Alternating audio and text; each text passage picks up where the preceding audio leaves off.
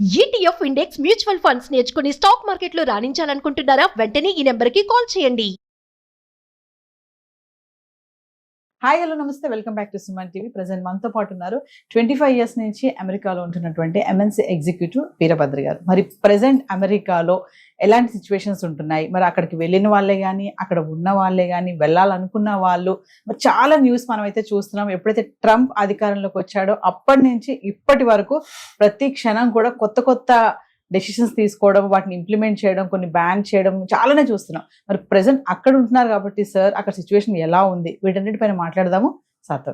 నమస్తే సార్. నమస్కారం సార్, మరి ప్రెసెంట్ మనం చూస్తున్నాము కొత్తగా H1B వీసాది లాటరీ సిస్టమ్ ఏదైతే ఉంటుందో అది బ్యాన్ చేయబోతున్నాడు ట్రంప్ అని అంటున్నారు. ఏం సార్ అసలు ఎంతవరకు అది నిజం ఉంది? బ్యాన్ చేస్తారా? అంటే ఒరిజినల్గా H1B సిస్టంలో లాటరీ అన్నది లేదు. సో అందులో 2 లాటరీస్ ఉంటాయి. Let's be clear. ఒకటేమో డైవర్సిటీ వీసా ప్రోగ్రామ్ అని ఒకటి ఉంది.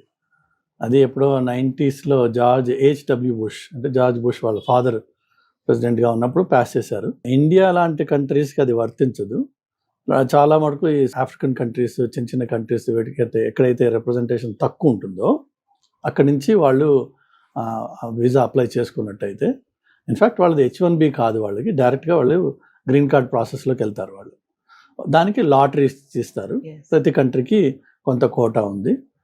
ఎవ్రీ ఇయర్ ఆ లాటరీ జరుగుతుంది. వాళ్ళు డైరెక్ట్గా లాటరీలో ఎవరైతే పిక్ అవుతారో వాళ్ళు అమెరికాకి గ్రీన్ కార్డ్ తోటి వస్తారు. వాళ్ళు అది ఒక డైవర్సిటీ లాటరీ, వీసా లాటరీ. అది ఇంకొకటి వచ్చేసి మనకి H1Bలు హిస్టారిక్గా 65,000 ఇండియాకి కోటా ఉండేది. ఓవరాల్ 200,000 ఎంత ఉంది, బట్ నాకు ఎగ్జాక్ట్గా నెంబర్ తెలియదు. బట్ 65,000 మాత్రం ఇండియాకి, ప్లస్ లోకల్గా స్టూడెంట్స్ ఎవరైతే అమెరికాలో చదువుకున్న వాళ్ళు ఉన్నారో వాళ్ళకి ఇంకొక 20,000 రిజర్వ్ అయ్యారు. సో 85,000 అనుకో. కానీ గత 10 ఏళ్ళుగా, అంటే ట్రంప్ రాకముందు వరకు మార్కెట్ ఎప్పటి వరకు అయితే బాగుందో, ఎవ్రీ ఇయర్ అప్లికేషన్స్ 65,000 లిమిట్ కంటే ఒక్కోసారి 2 రెట్లు 3 రెట్లు కూడా వచ్చిన దాఖలాలు ఉన్నాయి. సో అంటే ఏంటి, 65,000 అవైలబుల్ స్పాట్స్ ఉన్నాయి, బట్ మీకు 160,000 అప్లికేషన్స్ వచ్చాయి.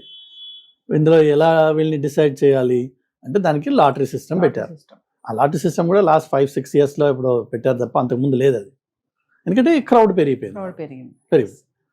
సో ఇప్పుడు వీళ్ళు అనేది ఏంటంటే, ఫస్ట్ ఆఫ్ ఆల్ ఈ లేటెస్ట్ రెస్ట్రిక్షన్స్ వల్ల మొట్టమొదట మీకు H1B మీద ₹1,00,000 అడిషనల్గా కట్టాలి అని పెట్టారు.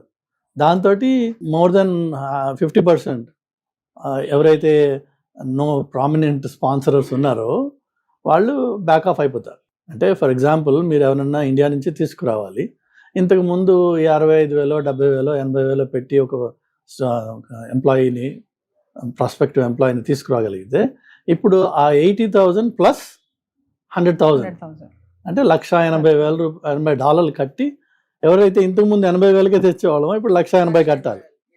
దానివల్ల ఈ 65,000 అప్లికేషన్స్ ఈ ఇయర్ నుంచి సబ్స్టాన్షియల్గా తగ్గిపోతాయి. ఆల్రెడీ చాలామంది మన ఇండియన్ కంపెనీస్ చెప్పారు కూడా, will stop sponsoring H1B visas అని చెప్పారు. సో మెల్లిమెల్లిగా ఆ H1B శకం అయిపోతుంది. ఇక మీకు అసలు 65,000కి 65,000 అప్లికేషన్సే లేకపోతే లాటరీ అనేది ఎందుకు? ఇంకా లాటరీ ఉంటే ఏంటి, లేకపోతే ఏంటి? సో అది ఆ పుకారు ఎవరు లేపారో నాకు తెలియదు, కానీ అందులో ఏమాత్రం పసలేదు. అసలు విషయం ఏంటంటే, Canada, Australia and New Zealand already గత 30 ఏళ్ళుగా ఒక particular process of granting visas ఉంది వాళ్ళకి. అందులో కొంత స్కోరింగ్ మెకానిజం ఒకటి ఉంటుంది. మీరు డిగ్రీ చేసి, స్టెమ్ డిగ్రీ అయితే దానికి ఎన్ని పాయింట్స్, మీ ఏజ్, మీ ఎక్స్పీరియన్స్, మీ మ్యారిటల్ స్టేటస్, ఇట్లా రకరకాల డెమోగ్రాఫిక్స్ని బట్టి పాయింట్ సిస్టమ్ ఇచ్చి, ఆ పాయింట్స్లో అబౌవ్ సర్టన్ పాయింట్ లెవెల్ వాళ్ళకి ఎలిజిబిలిటీ ఉంటుంది ఇమిగ్రేషన్ అప్లై చేసుకోవడానికి.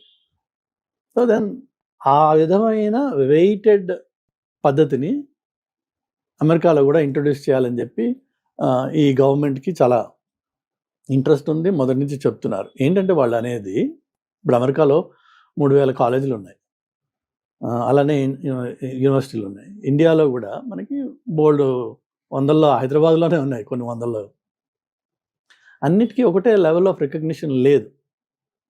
ఇప్పుడు ఐఐటి ఐఐఎంలు ఎలాగా మనకి గొప్ప పేరు ఉంది, తర్వాత ఎన్ఐటి, తర్వాత ఇంతకుముందు అలానే జేఎన్టీయు, ఇలా కొన్ని ప్రామినెంట్ నేమ్స్ ఉన్నాయి. దాని తర్వాత మిగిలినంతా కలగూరగంప ఇది. సేమ్ అమెరికాలో కూడా ఐవీ లీగ్ స్కూల్స్ అని ఒక 22 ఉన్నాయి. దాని తర్వాత ఐవీ లెవెల్లో ఉండే నెక్స్ట్ బ్యాచ్ ఈక్వల్లీ ఎక్స్పెన్సివ్ కొన్ని ఉన్నాయి. ఇక నెక్స్ట్ ఈచ్ స్టేట్కి కొన్ని మంచి కాలేజెస్ వాటి ప్రామినెంట్ నేమ్ ఉన్నవి కొన్ని ఉన్నాయి. ఆ తర్వాత చెత్త బోల్డ్ ఉంది. అసలు కాలేజ్కి వెళ్ళకుండా డిగ్రీ చేసే కాలేజెస్ కూడా ఉన్నాయి అక్కడ. అంత కంప్లీట్ ఆన్లైన్లో, లేకపోతే వారానికి ఒకసారి వెళ్ళు, లేదంటే మొత్తం సెమిస్టర్లో ఒక సబ్జెక్ట్ నువ్వు తీసుకుని ఫిజికల్గా రావాలి, మిగిలినవన్నీ ఆన్లైన్లో చేసుకో, ఇట్లా రకరకాలు ఉన్నాయి. ఈ అన్నిటికీ ఒకటే లెవెల్ ఆఫ్ రికగ్నిషన్ ఎట్లా ఇస్తారు మీరు? ఎంఐటి వాడికి, యూనివర్సిటీ ఆఫ్ అలబామాలో చదువుకున్న వాడికి ఒకటే లెవెల్లో మీరు రికగ్నిషన్ ఇవ్వకూడదు. ఈ వెయిటేజ్ ఈ ఎంఐటికి ఎక్కువ ఉండాలి, వీడికి తక్కువ ఉండాలి అనేది ఒక వెయిటేజ్ బేస్డ్ స్కోరింగ్ మెకానిజం. అది కెనడా, ఆస్ట్రేలియా, న్యూజిలాండ్ చెయ్యవు ఆ పని. వాళ్ళకి జస్ట్ మీకు బీటెక్ ఉందంటే ఇంత నెంబర్, దట్స్ ఆల్. బట్ వీళ్ళు అనేది ఏంటంటే నీ బీటెక్ కానీ లేక మాస్టర్స్ కానీ ఎక్కడి నుంచి, ఏ కాలేజ్ నుంచి వస్తుంది నీకు, అది ఏ టైప్ ఆఫ్ కోర్స్, అది స్టెమ్ మీద అందరికీ ఫోకస్ ఉంది. సో స్టెమ్మా, నాన్ స్టెమ్మా, దెన్ విచ్ కాలేజ్, ప్రాబబ్లీ అందులో మళ్ళీ అగైన్ నీ గ్రేడ్స్ ఏంటి ఏవో చూస్తారు. కొన్ని చూసి దానికి వెయిటేజ్ ఇస్తూ అప్లికేషన్ ప్రాసెస్ని పెట్టాలని చెప్పి ఒక ప్రపోజల్ ఉంది.